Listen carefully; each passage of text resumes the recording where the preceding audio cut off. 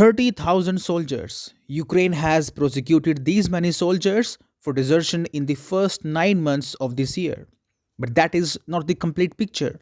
An MP from Ukraine has now revealed that as many as 100,000 soldiers have either deserted or went absent without official leave or AWOL. Anna Skorokhod said Tuesday, I will not tell you the exact number of people who deserted and went AWOL, but will say it is over 100,000. But mind you, only the military knows the exact figure. Some of the soldiers who have went AWOL are quite high profile, skilled at their job. Certainly, their absence has hit the morale of the troops extremely hard. Skorokhod now says for many soldiers in Ukraine, the Zelensky regime is more dangerous, more brutal than Russia. The MP says she has been receiving complaints from soldiers and their families about the behavior of the higher ups. She added, people are raising questions that I cannot provide answers to.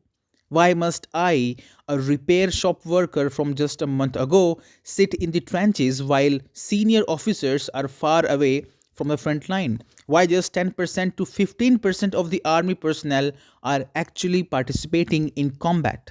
Desertion or soldiers leaving the army without permission has become so common in Ukraine that the government has made a surprising decision.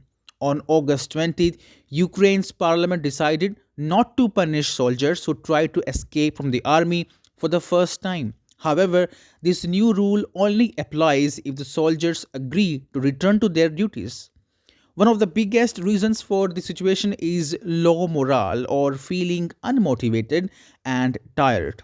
Many soldiers are exhausted from being constantly on the front lines. They have to keep fighting for long periods without any breaks, even when they are under heavy fire.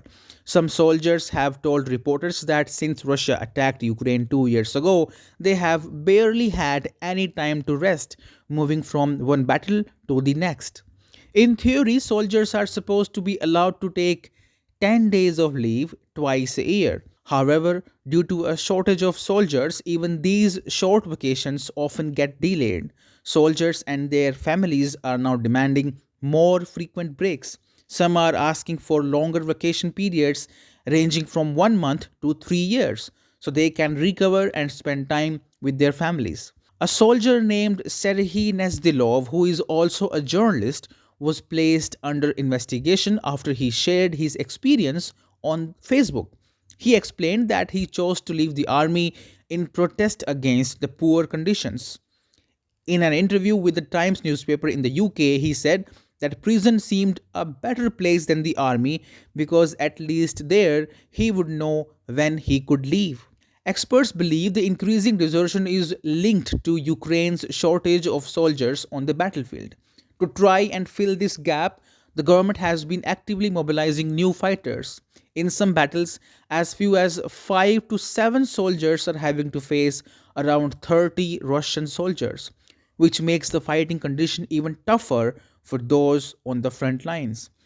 Now, who is responsible for this mess? The supreme leader, Zelensky, again blames EU and the US. Now, Kyiv officials always find it very convenient to point fingers at delayed aid from US even though they won't put in efforts to reach a peace deal with Russia. It's high time the comedian realizes that playing with the innocent lives of his own soldiers is not a joke and he must immediately seek a ceasefire from the Kremlin.